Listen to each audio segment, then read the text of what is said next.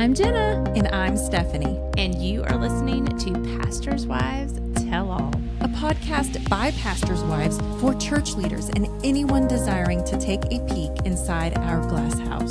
We are breaking down walls and crushing pastors' wives stereotypes within the church. We want pastors' wives and other ministry leaders to know that they are not alone in this. Plus, this is basically therapy for the three of us with a whole lot of dance parties. Woo,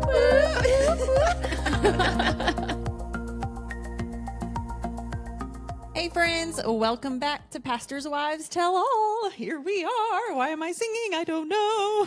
I feel like everything is a song for Stephanie. I know. Wow. I've been doing a lot of songs today. It's weird. I don't know what's happening. It's like my life turned into a musical. It's like I'm a Disney. A fairy tale. I'm a Disney movie. Yeah, you are. I like it.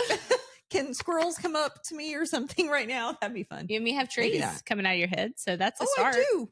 That's so right true. Here. Oh my goodness. Okay. I am a Disney princess. Yes. Thank you, Disney princess. Do not tell me otherwise. Guys, I'm excited about today. Me too. Okay, so we have alluded to a very cool, just God season. I'm going to say God season, not even God moment, that Jenna and Ian have been going through. I mean, truly, it's been for a while, but I would say over the past year, that you've kind of shared a little bit on the podcast about what's been going on. For those that maybe missed that podcast, I'm wondering if you should give just a little bit of a summary of just where in the past you've been with just finances, putting your family in order and that kind of stuff. And then we'll kind of move forward with sharing your testimony of what God's been doing. But buckle up, guys. You're not even ready. And a lot of you have been waiting and wondering what has been going on in Jenna's life. It is finally coming. Thank you, Stephanie, for that. You're welcome. I do want to just preface by saying this is Jenna. I just sound a little bit manly right now because I do have, the lovely congestion that is happening in the world when you live in the South and the weather keeps going back and forth from cool to warm, from cool to warm and over again.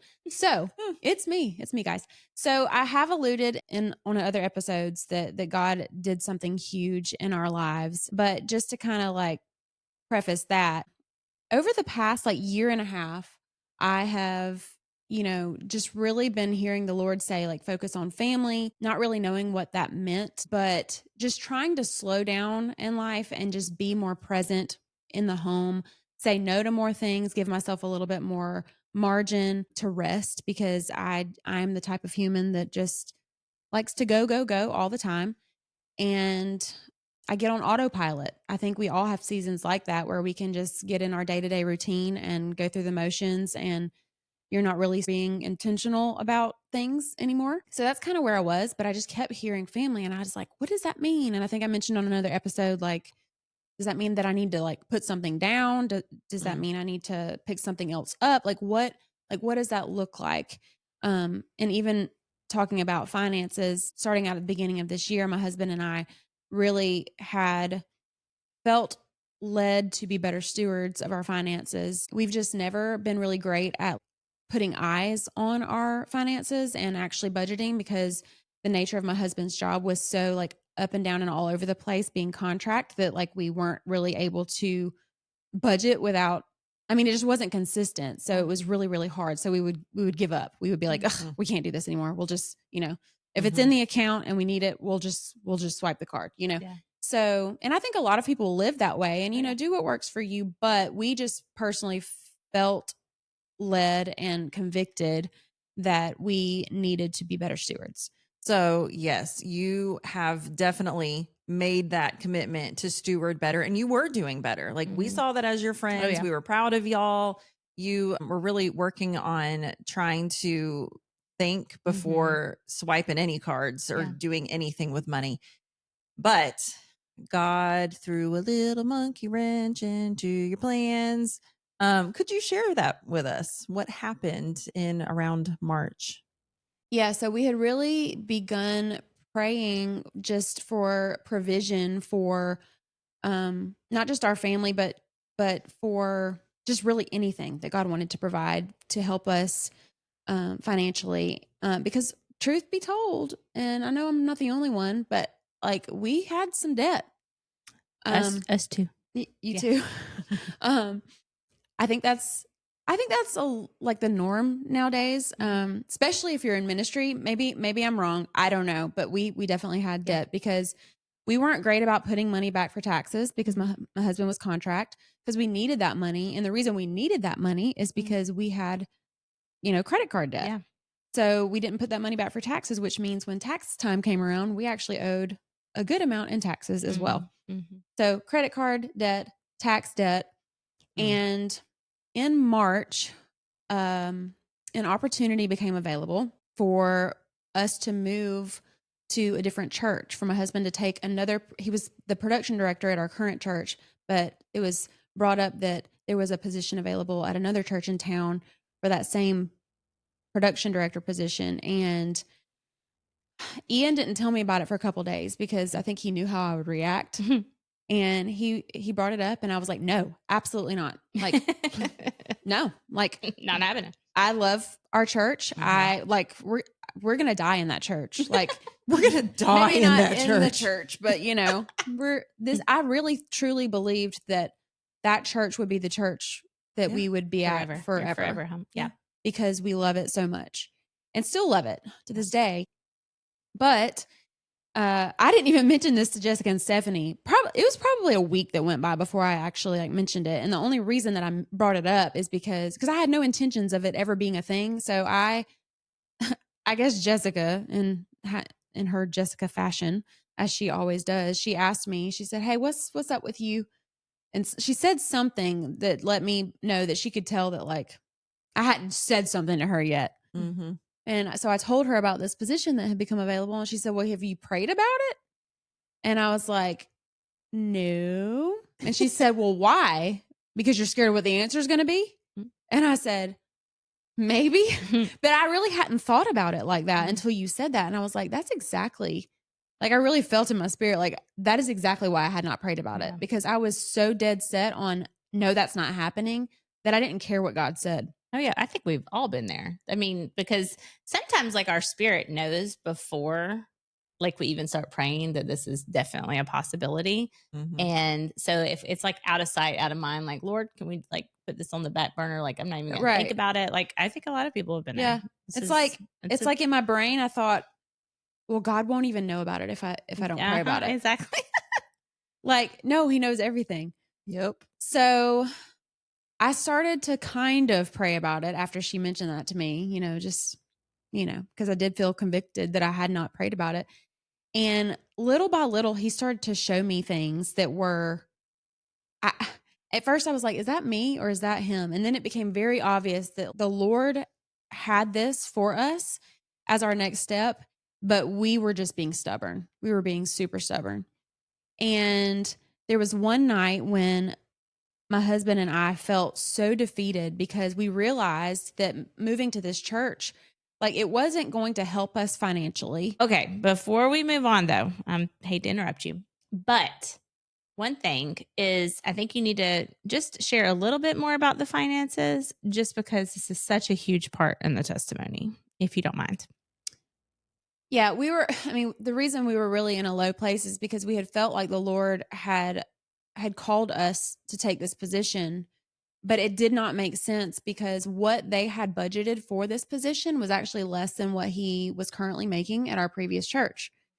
And it didn't make sense. And I told Ian, because the Lord said, get your finances in order. Right. And like, how can I do that if you're giving me less money? Right. Yeah. That's exactly right. Yeah. So the day that we found that out, I was like, our God is not a God of confusion. So why would he tell us so boldly that this is your next step when it didn't make sense financially, when we had been praying for provision and he had said, get your finances in order. Right. Yeah. So that next morning I went over to Jessica's house to take some pictures of some Do Good products that had come back from Africa. And the girls asked me, they were like, what's going on? And I was like, I was venting. I was like, this is ridiculous. Like, I don't know why God would ask us to do this. It doesn't make sense. Like, we're not going to be able to pay our bills. And like, we have this debt. And like, how are we going to be able to, like, I was literally spiraling. But the night before, when my husband and I were in this low place, he had gotten up to go out of the room for a second. And I felt prompted to open the Come Away, My Beloved devotional book, which if you've been listening to the podcast, you've heard us talk about it. And I'm going to read this because it's so powerful that you just need to hear it. And keep in mind that Jessica and I are listening to her read this. Yes. As she's sitting there spiraling and saying, I don't think this can't be what God has for me. So I told the girls, I said, I read this last night when Ian walked out of the room, and I closed it and like told Ian, I was like, I just read something in that book and I'm just not sure how to, like, what to make of it. Like, cause it's still, I'm questioning, I'm being stubborn. So I had taken pictures of the book and I get my phone out to read this to Jessica and Stephanie. Keep in mind, I just flipped this open. It said, stay pliable in my hand. O my child, be quick to obey. For the moving of my spirit may at times be inconvenient to the flesh and may at other times be diametrically opposed to reason, but obey me regardless of the cost. Mm-hmm. Thou wilt in every case be amply repaid for any sacrifice by an abundance of blessing. The more difficult the assignment, the richer the reward.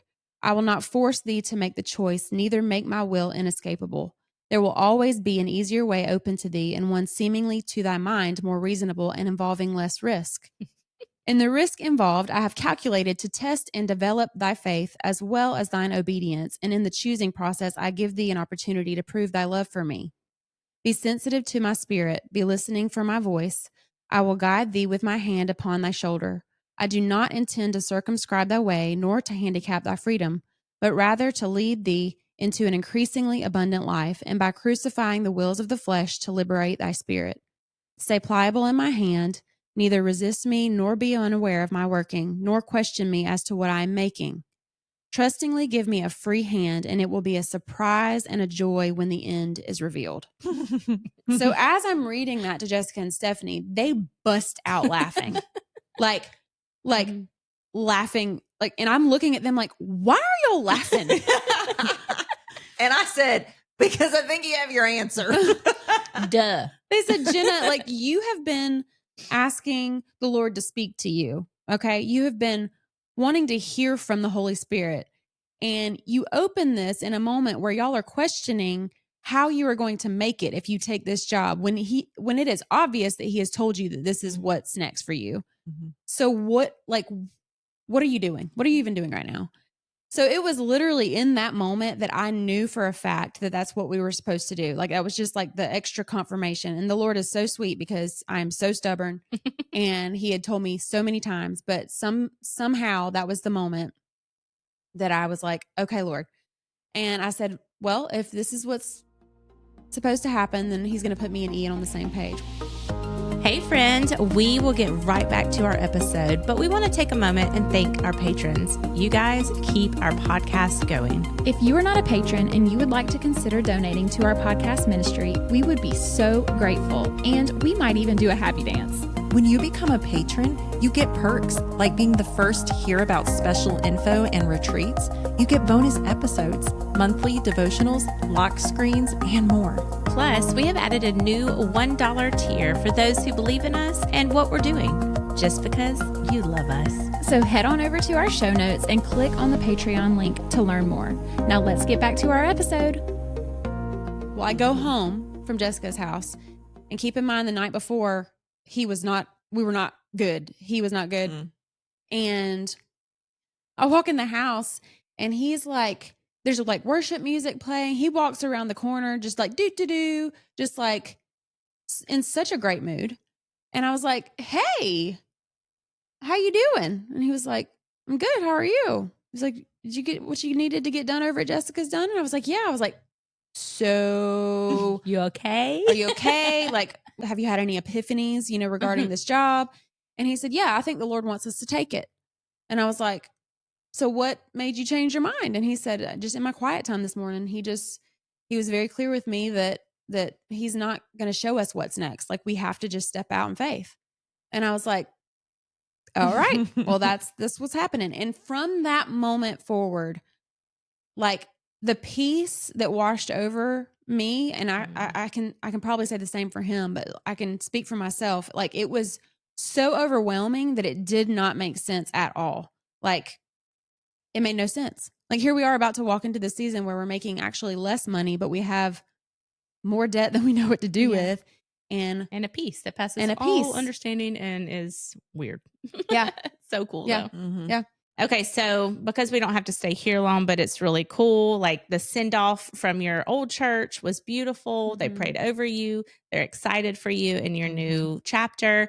And then you get to your new church this summer. Everything is good. Y'all are enjoying it. Yeah. You love it. It feels comfortable. Like, every Sunday you're coming home excited, which is still shocking because you know, all of the things. Yeah. I mean, because from our point of view too, just hearing like that peace and that joy and that, oh my gosh, we love it so much. Yeah. But at the same time of that peace, there was some fear. Yeah. You did have some moments where you went, oh, I know he said to do this and we're seeing the fruit of it, but we're just not seeing the finances of it. And so therefore, what if we overdraft? And I know you were looking like every week you were nervous, like financially. I mean, the Lord doesn't say you'll never have any fear in your life. Yes, he does constantly tell his people, do not be afraid, do not fear, because guess what? Fear creeps in no matter who you are. I don't care who you are. You're going to experience it one time or another when you step out in faith and obedience. And so as you're feeling that, this is a couple months of just like, okay, paycheck to paycheck, figuring out life, all the things. And then comes August and something very unusual and unexpected happens that you never saw coming. So yes, there were weeks where I was like, okay, and we're still waiting for like his consistent paycheck to come in and that transition.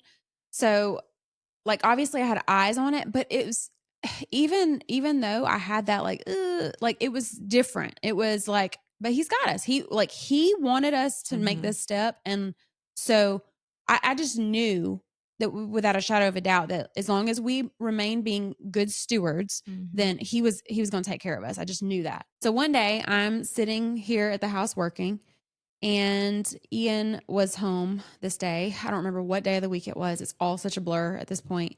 But he comes in from being outside on the phone, and he looks like he's seen a ghost. And I was like, are you okay? What's wrong? Okay. And he said, I just got off the phone with so-and-so. And I will say this first before I state this next statement is we had actually looked into refinancing our house because we were like, you know what? It is what it is. People have to do this. We got to get rid of this debt so we can start being good stewards moving forward. So we had started that process, or we're in the process of starting it. We hadn't actually done anything yet. Well, he comes in and he says, I just got off the phone with so-and-so. And they said that they want to pay off our mortgage. We were like, I looked at him. We probably stared at each other for like a solid like minute. And I was like, what? How? Like, what? Like, did you tell them? Like, what? And he said, no. Like, literally, these people had no idea at all whatsoever our situation. We had never talked to them about our situation. Yeah. Knew nothing. Yet they called and specifically said they wanted to pay off our mortgage after we were looking to refinance our house. Hello. Crazy. So Ian looked at me and he was like, what is happening? And I was like, I don't know. Is this a like, prank? Like, what? I think I stuttered for a solid minute. And he said, do you think that it's okay? Like, that I tell them what our situation is and just see if they would rather put the money towards our debt instead? And I was like, I mean, all they can say is no, either way. Like, this is huge. Like, what? Like, to not have a mortgage payment, like, that's huge. Yeah. We could put that towards our debt. Right, exactly. And so he gets on the phone with them, comes back inside, and he says, so they've said, yes, we will pay off your debt. In fact, we are going to give you $100,000. Yeah. And we want you to pay off all of your credit card debt. We want you to pay off all of your taxes. We want you to pay off your car. We had one car payment. And then we want you to put the remaining amount on your mortgage to cut your mortgage in half. I think I would have fallen over dead. Yep. I feel like I did because I really don't remember the next, I really don't remember the next 5 minutes. I can't imagine. Yeah. Me and him are just standing there in tears, looking at each other like, what just happened? Like literally the Lord took our debt and completely wiped it clean, like to zero. Yeah. And every time I tell this testimony, I still say I'm still processing because I still am processing what he did. Ian said that he got off the phone and he said, I was standing there on the back porch and I was just like looking up at the sky. And he said, I have never in my life, as long as I have been in ministry and love the Lord, never had a more clear picture of the cross. Yeah. Oh my gosh. It's just beautiful. Grace. It's just wild. Yeah. And like I've seen God move time and time again in my life, but have always kind of had this like, well, God, you did this like huge thing for them. Like you did this. And hear me when I say that sounds that sounds selfish to say, but like, you see people receive miracles in their lives. And like, I had never really fully had something like that happen in my life. Aside from the fact that like it took us a year to have our daughter. And of course we had her, but this was a straight up miracle because we had gotten to the point where we were like, this is just our lot in life. Like there will always be debt to pay. We don't know if we have tomorrow. Right. Like that's kind of the mindset we had gotten in is just, we're going to just be good stewards of what we have and we're going to pay it off as we can. And when we can, but like he was so sweet to just take it and like completely wipe it clean. Yeah. And so I just want to encourage anybody who is sitting there and there's something that you feel like the Lord's called you to do and you know in your spirit that you're supposed to do something and but you're kicking and screaming. You're saying, no, I don't want to do this because I'm comfortable where I'm at. Right. I don't want to be uncomfortable. That sounds too hard. That sounds too scary. Well, if he's asking you to do it, it don't matter how scary or hard it's going to be. You need to say yes, because talk about he will do things bigger or more than you could ever think or imagine. Yeah. Like he will, he can, and he will do it if you were just obedient. And so it has built my faith so much. It has grown my faith so much. And it becomes easier and easier to say yes and step out when you, like, the more you do it. Yeah. It's like a muscle. You got to exercise it. Yeah. So yeah, I thank him constantly for what he did, because truly now we can budget for the first time in our life. Really, we can actually budget because we're not having to throw money at debt. Yeah. And do you know what I thought about the other day? I haven't even told y'all this. It was so crazy. I was driving on the road and I thought about the fact that we knocked our mortgage down from 15 years to 7. So we still have the same mortgage payment, but like we only have 7 years left on it. Just crazy. And I started to think, well, we don't want to move like anytime soon. Like eventually we would love to have a different house and be in a different spot, but like 7 years would be how many years until both of our kids are out of the school that we hope our son will be in next year. Yeah. So that will have them both out of high school, 7 years exactly. Oh, wow. And 7 years is like the year of completion. Yeah. It's like, that's crazy. and I was like, that's so cool. Our house will be paid off in 7 years. Wow. Just in time to be able to cover maybe college expenses or whatever else come your way. The Lord's like, here you go. That's so neat. It just randomly popped in my head when I was driving cool. down the road, and I told Ian, and he was like, whoa, like that's the Lord. He said we need to lean into that. Like that was, anyway, that's special. Incredible. Well, and one thing, even though we could end there, another thing really cool within that same week, maybe the second week, is you had, here in Alabama, you could sign up for. Oh, yes. Yes. So in Alabama, there's something called the Choose Act where you can apply to receive school funds if you have kids in private school or if you homeschool your children. And it's something that we had applied for and not heard anything back. And then we got denied because my husband uploaded the wrong birth certificate for the wrong kid. And so we tried to resubmit it and they were like, I think there's still funds available, but like just resubmit it and we'll just have to see. So we ended up having to pay tuition for our daughter to go to private school. And literally the day that we had the phone call from the people that decided to pay all of our debt, like an hour after that, we received the email saying, hey, you're approved for this amount to go towards your daughter's tuition, which was, it covers almost all of it, close to all of it. Yeah. For the whole year. For the whole year. Which is just insane. It was like the cherry on the top. Yes. Like, who would have thunk that? Yes. And before any of that ever even happened, I had said yes to speak on the panel at Jessica's church women's conference. And the topic of the panel was stepping out in obedience and what God does when you have big faith. Yeah. And that was the first time you got to share the full story. Yeah. And you shared it on stage. I shared it on stage and cried all the way through it. It was so wild. Beautiful. It's so cool. Yeah. Well, it's just a testimony you'll continue to share and, for years to come. And I think you told everybody that's listening, just step out in faith.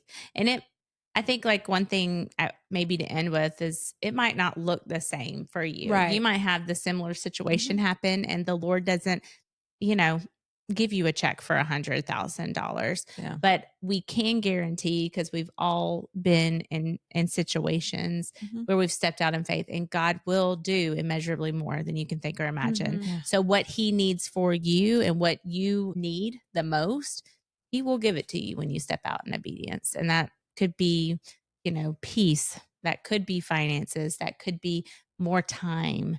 Whatever it is, or it just might be that you need to be around these people that are going to uplift you and encourage you in the next season of your life. Just know that it's going to be good and it's going to be worth it. Yeah, absolutely. Yeah. Man, this is good. Yeah. I love that story. Yes. And I think it's hopefully helping a lot of you right now to step out and do that thing that you're supposed to do, but you've been saying, well, God, it doesn't make any sense, or you've been trying to talk yourself out of it. You better go do it right now. Okay. Love your pastor wifeys. Love your pastor wifeys? I meant like love, like with love from us. Oh, with like, love. Go. With love. With love. I thought it is from us. Yes. We's the pastor wifeys. You're welcome. Anyways, we love you guys. Yep. Until next time.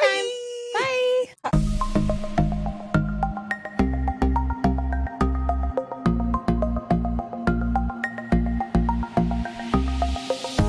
Okay, friends, if you have enjoyed this episode as much as we have, please help us spread the word on Facebook and Instagram. If you didn't know yet, Instagram is where all the fun is at. From dance reels on Wednesdays to spiritual encouragement and laugh out loud posts in between, there is something for everyone. And last but certainly not least, if you could take a moment right now to stop what you're doing and give us a rating and review, even subscribe to our podcast, this seriously helps other people find us who wouldn't be able to otherwise. Thank you so much for your love and support. We hope you'll tune in next week.